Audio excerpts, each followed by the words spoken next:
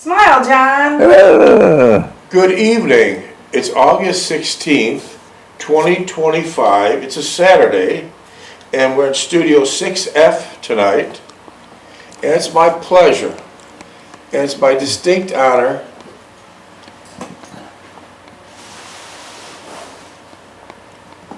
to be speaking with Mr. John J. Jeckovich. How are you doing, Mr. Jeckovich? Very good, thank you. You're looking well. Yeah. You're looking well. Did you have a good day? Yes. Did you have a nice dinner? Yes. Okay. That's great. I like to hear good news. We always say, Mr. John J. Jeckovich. What's the JJ mean? John Joseph Jacob. What? John Joseph Jacob. John Joseph Jacob. So you're JJ. Yeah. That's nice. That's got a nice rhythm to it. It really did. What did your mother call you? My mother called me, "Hey you." Is that what she said? No, I'm kidding. But everyone else called you John, right? Yeah, Johnny or something, yeah. Or Johnny. Yeah. What did your father call you? I don't think he ever addressed me, just said, "Hey, get over here. He'd go over here. Yeah. He was a tough father then, right? Hey, get over here, do this. Come out tonight and help me out tonight." Yeah, and you did work with your father side by side all your life. Yeah. Until he was 39 years old. He was on his third job that night mixing cement. How do you mix cement? By hand? By shovel. Shovel. And at that time there, his name was Marion Jeckovich. He died of a heart attack in Niagara Falls, New York, working 3 different jobs, just trying to provide better for his family of what he had. He came from Russia, really a nasty, cold town in Russia. There wasn't much opportunity. And he came through Ellis Island over 100 years ago now. He did the things the right way. And he worked 3 different jobs, building New York State brick by brick by brick, board by board by board. He would never take a handout. These guys are tough. They don't take handouts. I don't think any were offered to them, but if they were, they wouldn't take it. They have pride. If they don't earn it, they don't take it. Not like these. He was a legal immigrant. He wasn't illegal. He wasn't illegal. He was a legal immigrant. He did everything the right way. It's important we mention that. He did everything the right way. Not like these illegal immigrants today. They didn't come here to work. They came here to work the system, right? Yeah, you're right. Work the system. How shameful. How shameful. You don't have an accent even though your mother was from Poland and your father was from Russian. How come you don't have an accent? My father said we're American, we talk American. We don't talk Russian, we don't talk Polish. So he was tough. He said, hey, no Russian, no Polish. We're in America. Let's live by their rules. Let's live by their standards. And speak English. And that's why he turned out so well. That's why he turned out so well. We might as well end this story with saying how this book came about. The book is titled Their Mother's Sons. And the reason why it's all about is because when his father, Marion Jeckovich, died of a heart attack at 39, working his 3rd job just to provide, Mr. John Jeckovich took over. At 11 years old, he took care of his mother. He did everything to her demise at 89. He didn't leave her side. He didn't leave her side. You're an 11-year-old boy, you're living at 3063 Orleans Avenue, and you get a knock on the door from the police. What happens next? They said you would take you down to the hospital, your father got hurt. Okay, they used the term he got hurt. So the police drove you to the hospital. Yeah. Was that St. Mary's or Memorial Hospital? Memorial. Memorial Hospital on Pine Avenue? Yeah. Near Hailey Plaza? Yeah. Okay. So they drove you down to Memorial Hospital, and were you sitting in the back or the front? Sitting in the back. And then they let you at the front door. About and then they left. And they left, yeah. Mm-hmm. And I asked the woman, I said, "Where can you take you down my father?" So you entered the hospital, you talked to the receptionist. I don't even think you were tall enough at that time as an 11-year-old boy to look over the counter, but you did. And you asked the receptionist, I came to see Mary and Jeckovich, and what happened next? She said, well, I'll take you down to see him. And you knew there was trouble, right? Yeah. Yeah. He didn't go upstairs. Went down to the morgue. Yeah, he went to the morgue. His father didn't twist an ankle. He wasn't on the second floor. He went right down to the morgue. And what did you see? And what did you see? He stayed on the right side, his eyes were closed, had a little cement on his pants, a little cement on his face. Not much cement, but there was a little. Yeah. And then she asked you to identify the body? Yeah. Then she asked me to go through his pockets. Okay, she asked you to go through your father's pockets. And what did you find in your father's pockets? Prince Albert, can of Prince Albert tobacco he smoked. Wrapped those up with his cigarettes. So he rolled his old cigarettes? Yeah. Pretty common back then. And the keys for the house. And what else? And that was about it. Coins? Huh? Coins? Money? Coins? Well, he had a couple of quarters and a dime or something. And that was the end? Yeah. And so from that point on at 11, Mr. Jeckovich had the obligation, the strict obligation, of taking care of his mother. From 11 to her demise at 89. And that's where the book came in. The book is titled Their Mother's Sons. And on the front cover of the book, he has a picture of his mother, Anna Targus Jeckovich. It's a beautiful picture. It's a beautiful picture. Is there any staff behind me? Is there a staff behind me? Yes. Could you please just hold this in front of the camera so we can see what Mr. Jeckovich's mother looked like, please? And try to focus in and nice and then refocus, you know. That's John's mother, Anna Targus Jeckovich.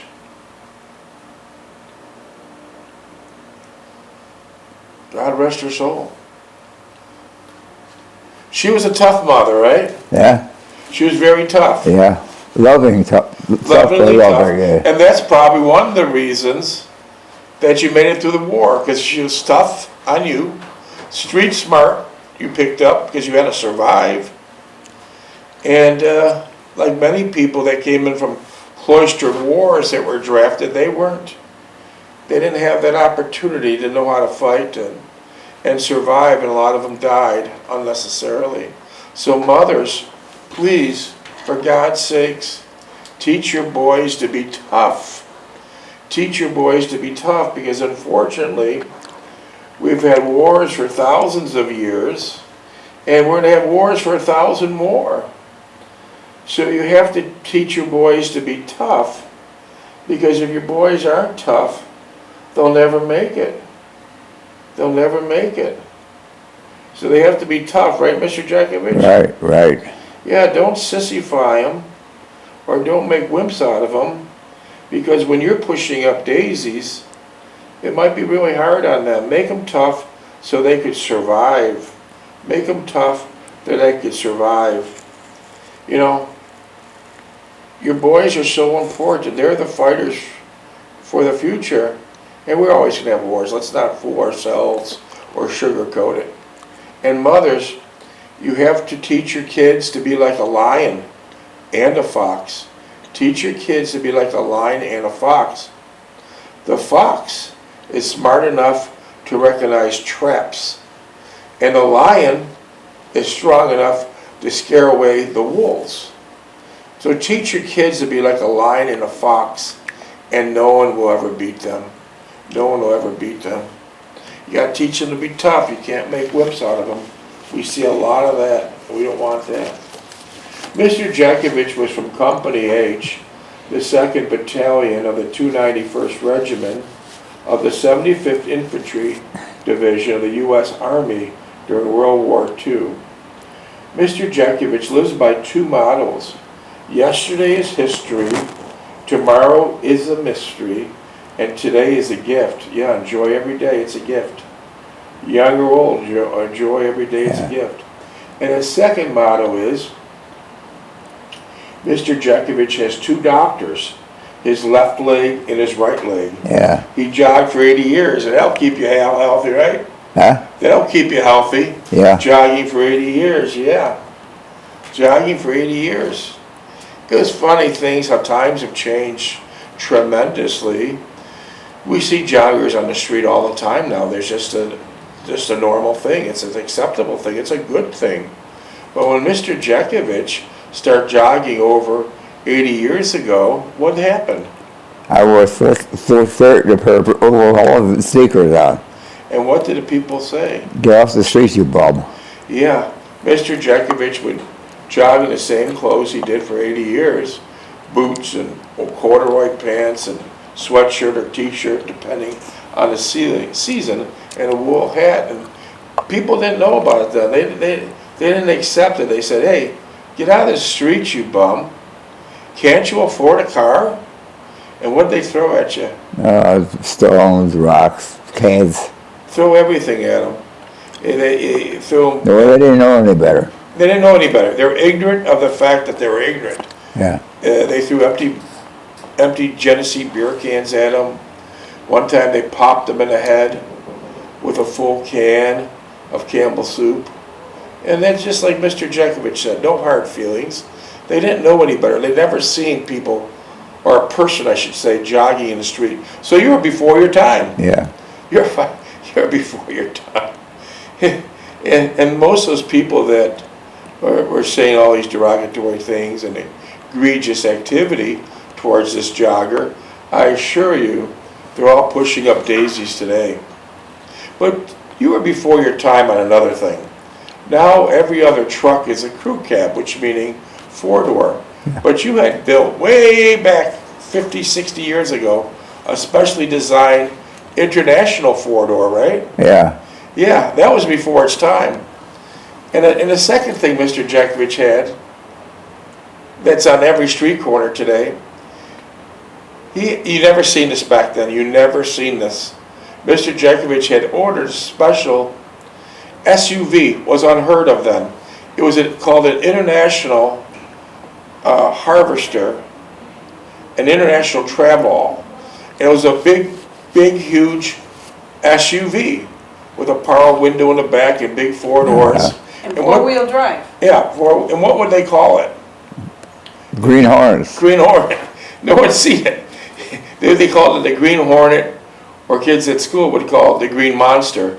No one's seen it. It wasn't acceptable. So you're before your time with an SUV, a crew cab truck, and also jogging for 80 years.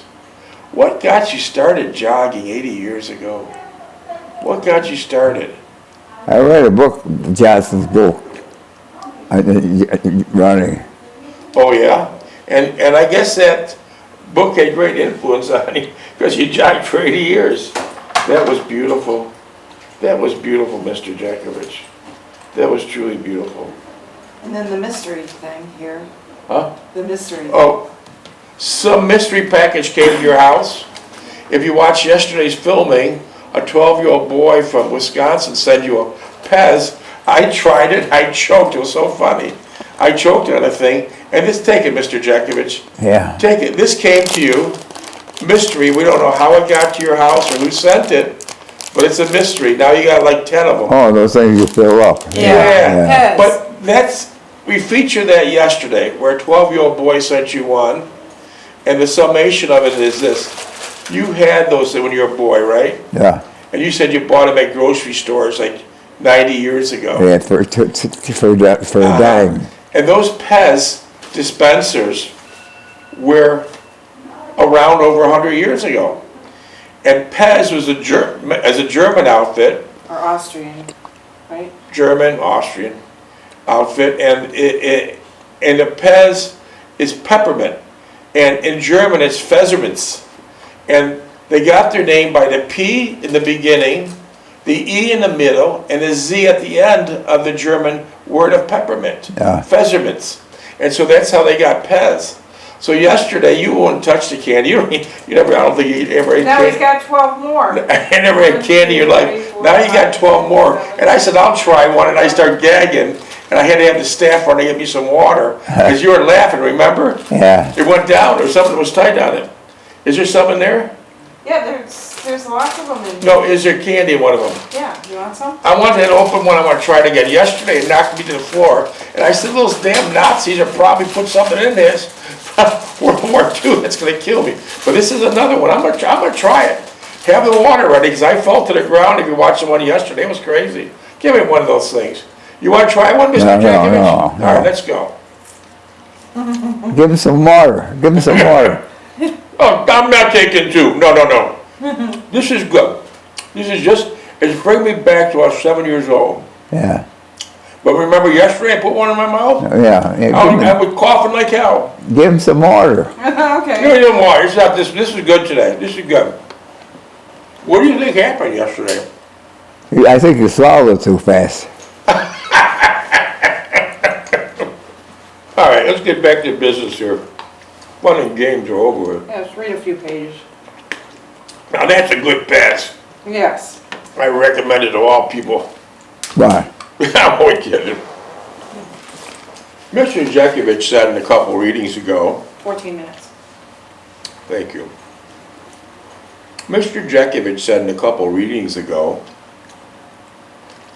that he blinked his eyes at 20 and now he's 100. Is that what you said? No. You didn't say you blinked your eyes at 20, now you're 100? Yeah. Yeah. And where did the 80 years go, Mr. Jeckovich? Yeah, where do they go? I don't know. It's a mystery, isn't it? Yeah. It is an absolute mystery. Tell us seriously, did it go by that fast, as you're saying? Did it go by that fast? Oh, yeah. How old do you feel now? How old do I feel now? Yeah. 20. I'll be damned, that's good. I like to hear that. I like to hear that, Mr. Jeckovich. I'm looking for some notes we had, because we get so many texts, and it's my fault I don't keep up to them properly. I should.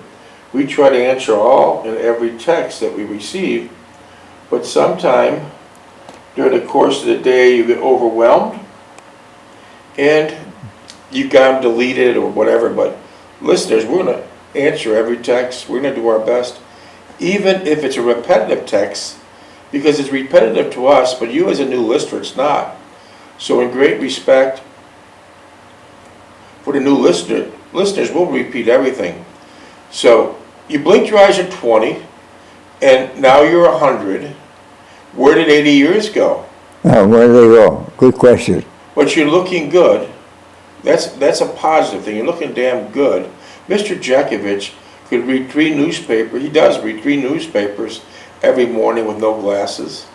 He still has enough power in his right hand to shake your hand and knock you to the ground.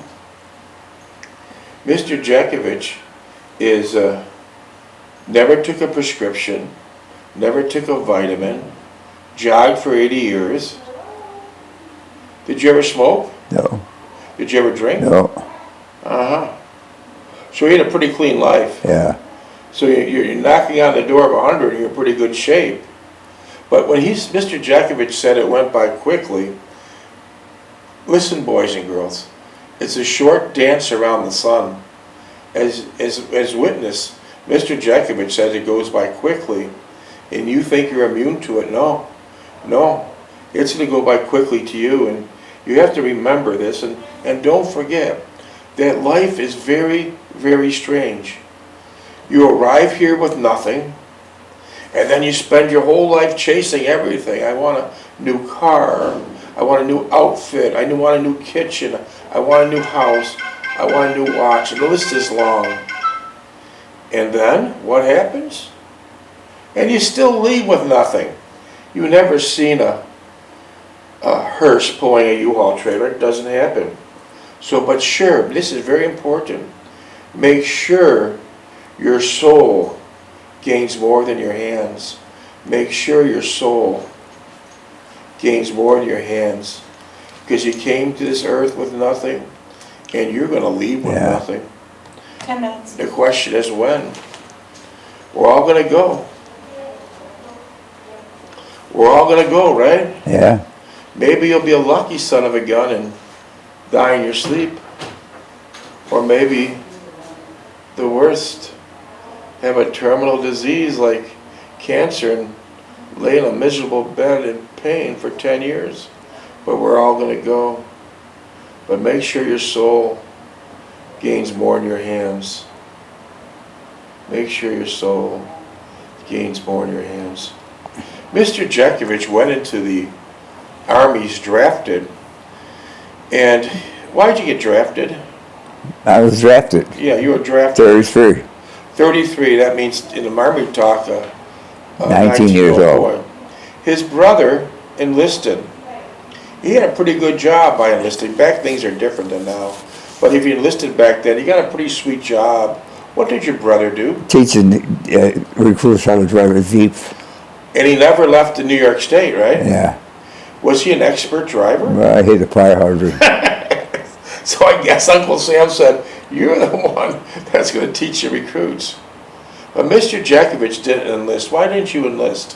Why did I enlist? Yeah.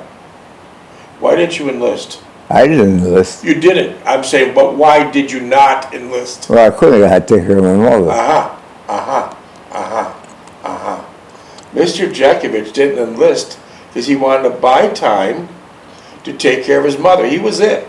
This kid is from 11 to her demise at 89. It was it. He had to take care of his mother.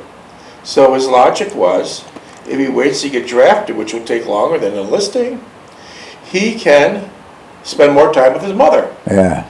But finally, when he got drafted, Uncle Sam's not going to be so friendly. He's not going to give you a job teaching young recruits how to drive a Jeep. You're going to the frontline combat. Yeah. You're going to frontline combat. No ifs, ands, or buts. And Mr. Jeckovich never even questioned that. He just did it, right? Yeah. And during the course of the war, Mr. Jeckovich was shot in the shoulder by a sniper. He was beat up. He was stabbed. Lost a hip. Lost a hip. Bombed by a dirty bomb. Tell us what a dirty bomb is. Bomb has got razor blades, screwdrivers in it, and when it falls out, it hits you in the head. Yeah. A dirty bomb is loaded with a lot of trash. A lot of garbage, old razor blade, screwdrivers, bolts. It hit his buddy in the same foxhole. Donald Lape. Blew Donald Lape's head off. Only thing on Donald Lape's ear was his glasses. This is the shrapnel Mr. Jeckovich still has in his body. You can't even get on a plane, right? Huh? What happens if you try to go to the airport with all three? I gotta show my pass. You show them a pass. Can I have the staff tell me what minutes they are? Yeah. What an unbelievable generation. They had no questions. They just went. 6.5. They just went. Even kids were lying about their age at 15 and 16. They wanted to go fight. They were very patriotic. They loved their country. Mr. Jeckovich was part of the most selfless and courageous operation in the history of human mankind. They left their homes. He left their homes with millions of others to help out complete strangers. You didn't know no one in England or France, with whom they had nothing in common. So please text me and tell me how we can be worthy of these young soldiers, World War II soldiers' legacy. How can we even be worthy? We don't want this to be forgotten, but how can we be worthy of their legacy? If it wasn't for guys like this, we might be speaking German. Yeah. So Mr. Jeckovich was in the worst battle. The Battle of the Bulge. Got shot up in many ways. He was in the wrong place at the wrong time. He got stuck in Bastogne. What happened there? They told the holes. They told you to hold it. Yeah. Yeah. And they couldn't get air support for 4 days because the weather was so bad. Coldest winter of record. There were 600,000. This was Hitler's last-ditch effort to kill more American boys. Thousands of tanks. He got surrounded in Bastogne with not much to go on. They needed food, they needed ammunition, they needed weapons. They couldn't get any paratroopers in. They couldn't get air support for 4 days. The weather was that bad. So they were told to hold, and they held. And when they held, there was over 90% casualty. The snow was red, body parts everywhere. It wasn't good, but they held Bastogne. So when Mr. Jeckovich was drafted in World War II, his whole division, being that he was so young, was called the diaper division, right? Yeah, yeah. And after they held Bastogne, their nickname still stays with them. These guys are now referred to as the bloody bastards of Bastogne. The bloody bastards of Bastogne. Minutes, please. Wow. From the diaper division to the bloody bastards of Bastogne. Wow. 4 minutes. These guys, this generation is the greatest generation of all time. I noticed by reading many things about the soldiers and the families back then, they all have one thing in common. They're very patriotic and they have empathy. We don't see much of that. It's there, but I don't see much patriotism or empathy today. And empathy is the glue to civilization. And empathy is a glue to humanity. That's what these men have. And now we start off with 16,400,000 young boys and girls participating in World War II. And now we're down to less than 4,000 because all these guys are in the hundreds. I'm talking about frontline combat. And we're losing them at a rate of 150 a day. 150 a day. So do the math. If you want to ask Mr. Jeckovich any questions, he answers all. Text him at 407-366-0000. 407-366-0000. Minutes, please. Is there anyone here? Yeah. Yeah. 3 minutes. Huh? 3. Mr. Jeckovich, where were you born and raised? Orleans Avenue. What was your exact address there? Huh? 3063. Orleans Avenue, Niagara Yeah, Falls, New York, yeah. right? You had a nice house. You had a nice home life, didn't you? Yeah, nice. It was nice street. It was a nice street. Describe it to us. Let me hear. I want to hear how you grew up. Describe it. It was few houses on the street. It wasn't car like it is now. You could look out your porch window and see the stadium at Hyde Park. Hyde Park Stadium, yeah. Yeah. And you did some fun things as a teenage boy. You made an ice skating ring in your front yard. How'd you do that? Just get a pipe wrench to open a fire hydrant. Yeah. Simple times. Hope those kids today, they can stay outside as much. Yeah. We got to get them from inside, get them outside. I think they put him in jail though if they opened up the fire I hydrant. don't know about that. I don't think so, but he did well. You had to go, and you had a lot of nice friends in Niagara Falls. What? You lived in Niagara Falls your whole life, right? Yeah. You lived upstairs and your mother lived downstairs, Yeah. right? And what church did your mother go to? Holy Trinity, Holy Rosary. Holy Rosary, Our Lady of the Rosary. That was off of Niagara Street. Off 27th Street, yeah. Yeah. So that's where she went all her life. Yeah. Did you go to church with her? Yeah. Your mother was a devout Catholic. She got on her knees every night and Prayed the Rosary. prayed the Rosary for you. And maybe that's one of the reasons why you got out and whole from World War II. But this is an amazing long story. Minutes? 1. And I have text messages a million times. That's an exaggeration, many times. How much is your book and where can we buy it? Can't sell it. The book is not for sale. It's not about money. Mr. Jeckovich is good in that department. The book was written for one reason, and one reason only, to give the younger guys a better idea to have a simpler and a more wholesome life, with the emphasis on having a wholesome life. Life is too complicated now. We have a lot of intrinsic evil everywhere, but I still believe there's more good people than bad. But the book is a great example. So we did 600 YouTubes with Mr. Jeckovich, and we took the book from beginning to end. So listen, you might get some good examples for your grandkids or yourself. Yeah. 15 seconds. So you enjoyed Niagara Falls then, right? You enjoyed living in Niagara Falls. Oh, yeah. It was very nice.